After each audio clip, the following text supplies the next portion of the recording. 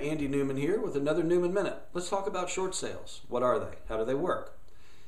If a homeowner needs to sell their property and he's told it's only worth $200,000, but he owes $250,000 in mortgages and it would cost another $15,000, let's say, in real estate commissions, fees, and taxes, and closing costs, then that's a total of $265,000 in expenses.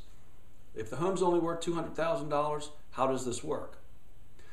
If the seller has had a hardship, such as a loss of income, death of a spouse, being forced to move to another location, something of that nature, then he can apply to his mortgage company for them to accept less than full mortgage payoff. This is called a short sale. The seller normally will list the property with a real estate agent who's familiar with short sales and is good at that. And they would let people come in and take a look. Once they find a buyer who is willing to make an offer, then the seller negotiates with the buyer just like they normally would. Whatever agreement they ultimately come up with is going to be subject to the seller's mortgage company accepting the transaction.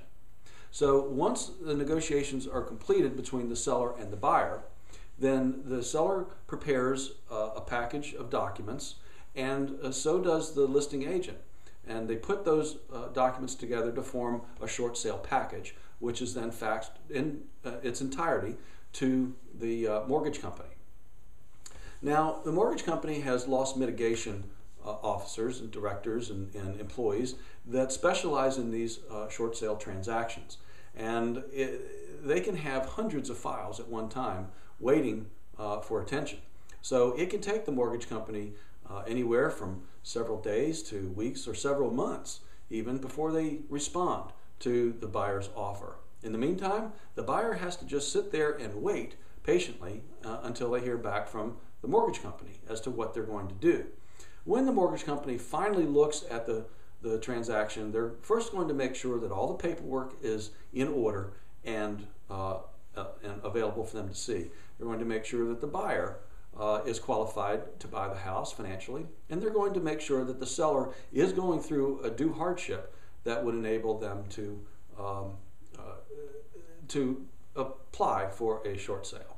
So the mortgage company is then either going to accept the offer, in which case closing will happen pretty quickly once the buyer is done with their inspections and financing, or the mortgage company could reject the offer and the buyer goes back to square one. Or sometimes the mortgage company may negotiate and counteroffer, in which case it's up to the buyer as to how they want to proceed: accept the offer, reject the offer, or counter back to the mortgage company. And if the buyer and the mortgage company come to an agreement, then the property goes to closing. And the seller agrees basically to walk away with nothing out of the transaction. Sometimes, and you've got to be careful here if you're a seller, sometimes the amount of short sale that the bank has to accept could be considered income. You have to talk to your accountant about that. I'm not an accountant and I'm not an attorney, but I do know how short sales work, so I'm just telling you, be careful about that and seek professional advice. Can you get a great deal on short sales if you're a buyer? Absolutely. Are you going to get the houses at 40, 50, 60% below market value? Probably not. These mortgage companies know what the basic value is of each specific property, and they know what they're willing to accept, sometimes 80% of the stated value of the property. And they look at the total expense picture of this transaction. Now, for sure, it's going to cost the lender less if they allow a short sale than it would if they foreclosed on the property. Foreclosure is a very expensive process. It takes a long time, and the property usually will sit vacant for a long time, and so it can degrade over a period of time. Not a good situation. And look, mortgage companies don't want these properties on their books. So I think if they have a choice, they would much rather go ahead and short sell the property and get on with things.